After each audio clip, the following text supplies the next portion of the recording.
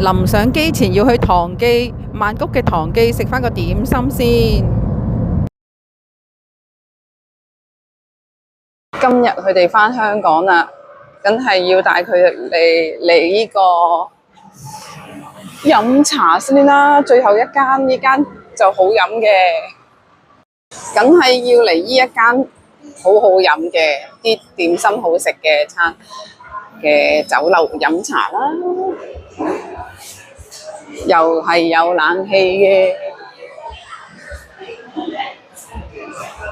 好大嘅呢度都。馬拉糕好唔好食？有啦，就係依間餐廳啊！我中文我唔記得咗叫咩痛啊，定係叫咩？我唔記得咗。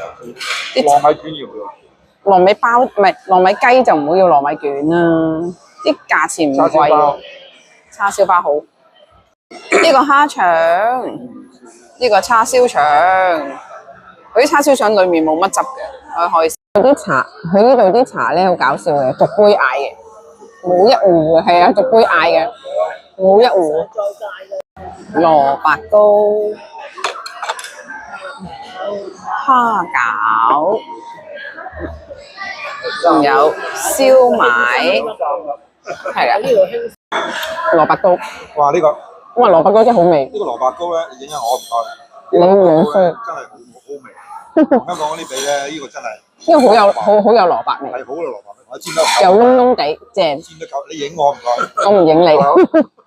都影住我講緊嘢噶嘛嗱，好味，好好味。我記得啦，呢條中文名叫唐記點心啊！